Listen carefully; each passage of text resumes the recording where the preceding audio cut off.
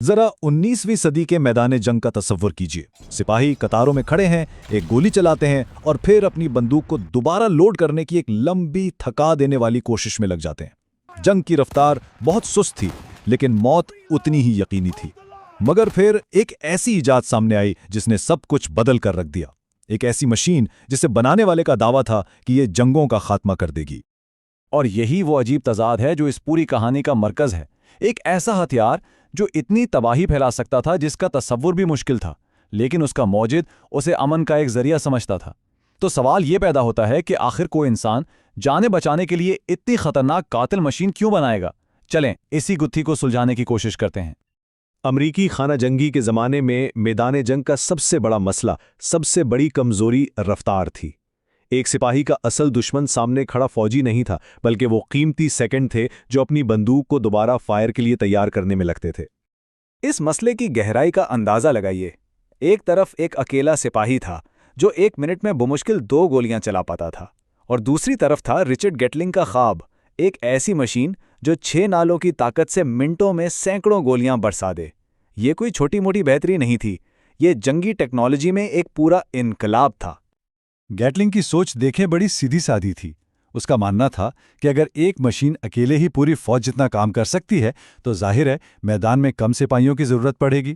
उसकी जबरदस्त fire power दुश्मन को लड़ने से पहले ही डरा देगी।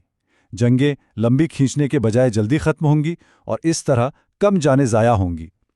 थी तो ये एक अजीब मंतिक, लेकिन इसके पीछे नीयत खालिस थी। तो इसी एक धुन में रिचर्ड गेटलिंग ने अपनी वर्कशॉप में महीनों गुजार दिए। इसके जहन में सिर्फ एक ही मकसद था, एक ही लफ्ज गूंज रहा था, रफ्तार। वो एक ऐसा हथियार बनाना चाहता था जो इंसानी जिस्म की थकावट और कमजोरियों से बिल्कुल आज़ाद हो। इसका मैकेनिज्म एक मुसलसल चक्कर की तरह था। जैसे ही ऑपरेटर हैंडल घुमाता, 6 नालों का पूरा सिस्टम हरकत में आ जाता। हर गर्दिश के साथ एक नाल में गोली लोड होती, फिर फायर होती और खाली खौल खुद ब खुद बाहर निकल जाता, जबकि दूसरी नालें अगले फायर के लिए तैयार हो रही हों। ये एक ऐसा मैकेनिकल कमाल था जो इससे पहले कभी नहीं देखा गया था।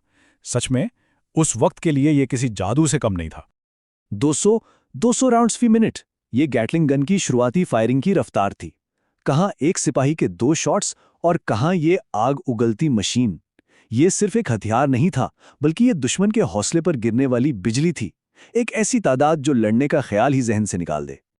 तो जब ये हथियार आखिरकार मैदान जंग में पहुंचा तो इसका असर फौरी और इंतहाई खौफनाक था। उसने सिर्फ जिस्मानी नुकसान नहीं पहुंचाया, बल्कि जंग की नफ्सियात और लड़ने के तौर तरीकों को हमेशा हमेशा के लिए बदल दिया। सिपाहियों के लिए ये एक बिल्कुल नया खौफ था। अब उनका मुकाबला इंसानों से नहीं, बल्कि एक बेरहम, बेजज्बात मशीन से था। इसे आहनी देव का नाम दिया गया। एक ऐसा दुश्मन जिसे न थकन होती है, न रहम आता है, और जो सिर्फ एक हैंडल घुमाने से मौत बरसाता है। ये सिर्फ एक हथियार नहीं था, ये नफ्सियाती जंग का एक नया बाब था। इस नई टेक्नोलॉजी ने फौजी क़यादत को भी सोच में डाल दिया। वो हैरान भी थे और परेशान भी। एक तरफ लोग थे जो इसे शैतानी ईजाद कह रहे थे, तो दूसरी तरफ वो थे जो समझ गए थे कि यही जंग का मुस्तकबिल है। और दिलचस्प बात यह है कि यह बहस आज तक जारी है, जब भी कोई नया हथियार बनता है। लेकिन अफसोस, कहानी यहां एक बहुत ही अलमनाक मोड़ लेती है। गेटलिंग का मकसद तो जंगों को कम करना था, लेकिन इसकी ईजाद ने अनजाने में हथियारों की एक ऐसी दौड़ शुरू कर दी जो कभी खत्म ही नहीं हुई। गेटलिंग का जो इंसान दोस्त मकसद था ना, वो इस दौड़ में कहीं खो गया। अब मंतिक बिल्कुल उलट चुकी थी। सोच ये नहीं थी कि जंग को कैसे रोका जाए, बल्कि ये बन गई कि अगर दुश्मन के पास ये है तो हमारे पास इससे बेहतर होना चाहिए। जाने बचाने की ख्वाहिश पर टेक्नोलॉजी में आगे बढ़ने की होश गालिब आ गई। और ये सिलसिला जाहिर है रोका नहीं। गैटलिंग गन ने तो बस दरवाज़ा खोला था। उसके बाद मैक्सम गन आई, जिसने इस पूरे आइडिया को खुदकार यानी ऑटोमेटिक बना दिया। और सिर्फ चंद दहाइयों बाद दुनिया ने पहली जंग अजीम की वो हौलनाक तबाही देखी, एक ऐसी जंग जिस पर गैटलिंग की ईजाद का गहरा साया था।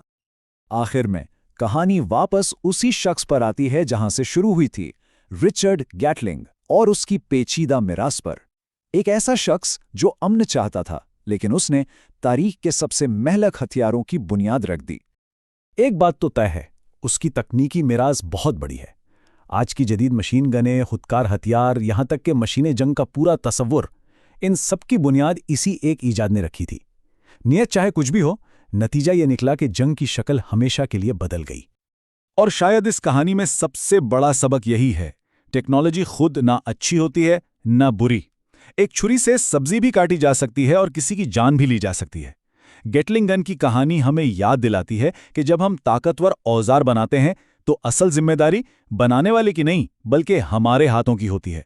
सवाल ये नहीं कि हम क्या बना सकते हैं, असल सवाल तो ये है कि जब हमारे हाथ में ताकत आती है तो हम उसका करते क्या हैं।